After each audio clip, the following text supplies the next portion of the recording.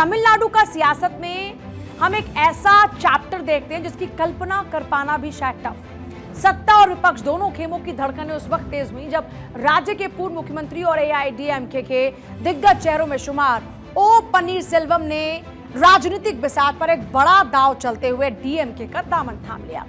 तमिलनाडु की सियासत में एक नया मोड़ देखने को मिला है, जहां ओ पनीरसेल्वम ने फिर से अपने कदम आगे बढ़ाए और एक नई राजनीतिक मेलजोल की शुरुआत की है। न केवल शुरुआत बल्कि आज तमिलनाडु के मुख्यमंत्री एमके स्टालिन की मौजूदगी में डीएमके का दामन थाम लिया गया। पनीरसेल्वम का यह कदम एआईएडीएमके की आंतरिक घमासान के बीच महत्वपूर्ण संकेत दे रहा है, जो तमिलनाडु की राजनीति में आगामी चुनाव के लिए नए समीकरण की ओर इशारा करता है। उनका यह नया मेल राज्य की राजनीति में आगामी बदलावों को लेकर कई चर्चाओं का विषय बन चुका है।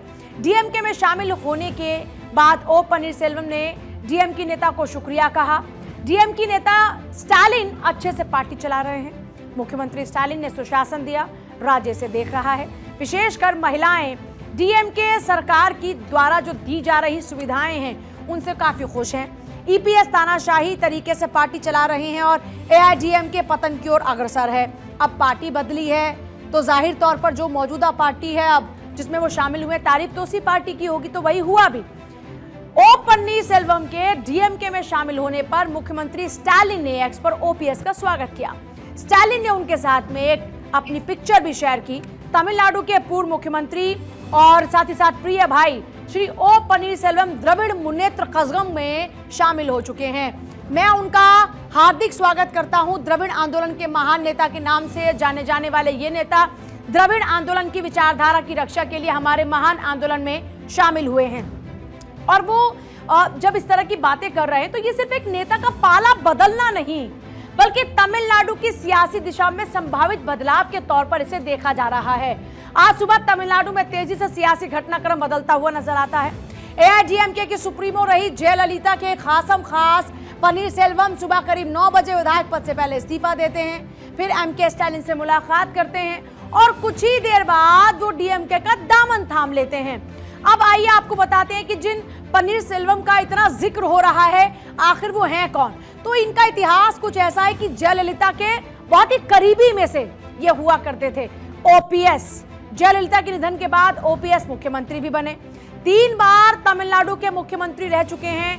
2022 में खींचतान के बाद एआईएडीएमके ने पार्टी से इनको निकाल दिया था।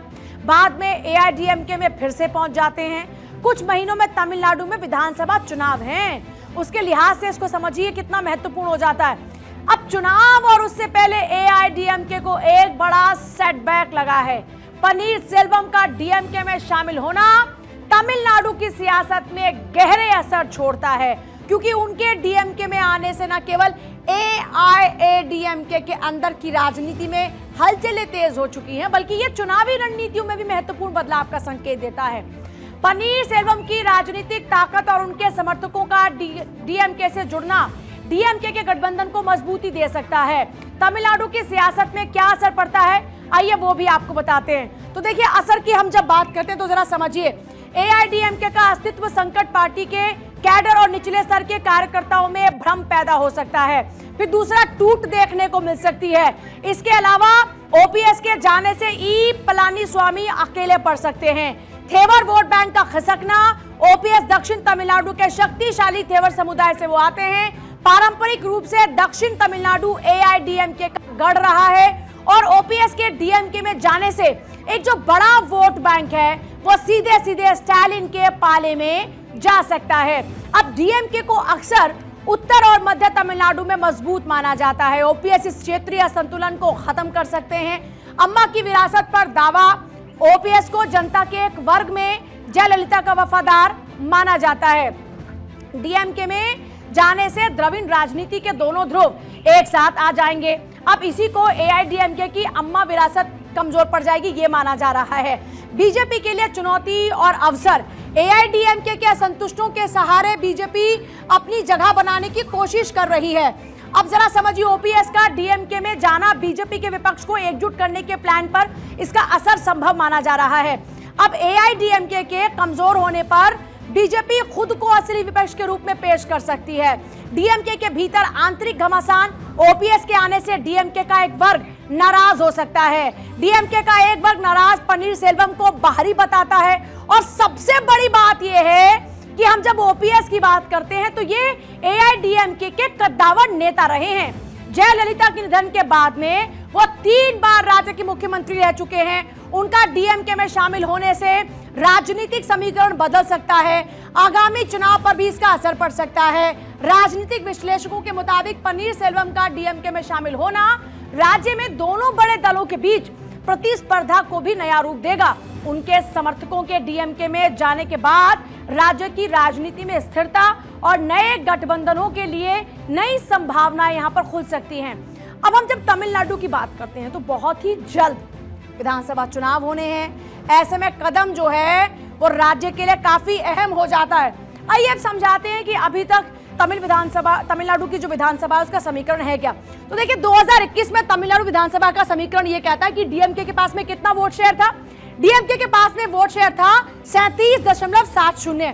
कितनी सीटें? 133। अब कांग्रेस की अगर बात करते हैं तो कांग्रेस के पास है 4.27% का वोट शेयर, सीटें 18। अब एआईडीएमके की बात करते हैं तो 33.29% का यहां पर वोट शेयर और 66 सीटें। बीजेपी का जो वोट शेयर है वो 2.62%, सीट्स 4। तो इस तरीके से 234 सीटों का समीकरण ये कहता है कि सबसे बड़ी पार्टी डीएमके, उसके बाद में बड़ी पार्टी दूसरी एआईडीएमके, उसके एक बड़े नेता चले गए हैं डीएमके में। तो सीधे तौर पर यह एक बड़ा नुकसान माना जा रहा है चुनाव से पहले कि चुनाव की तारीखों का अब ऐलान होने वाला है। उससे पहले ये पार्टी के लिए किसी बड़े सेटबैक से कम नहीं है। पन्नीरसेल्वम का जाना उस पार्टी की विरासत, संगठनात्मक संतुलन और पारंपरिक वोट बैंक तीनों पर ही काफी असर डाल सकता है। डीएमके के लिए रणनीतिक बढ़त के लम्हे के तौर पर इसे देखा जा रहा है। कुल मिलाकर चुनाव से पहले इसे एक बड़े झटके के तौर पर देखा जा रहा है। तारीखों का ऐलान हो सकता है, चुनाव एकदम सर पर है। इस बीच इसे पार्टी में टूट के तौर पर देखा जा रहा है। पार्टी कमजोर होती जा रही है, इस लिहाज से देखा जा रहा है।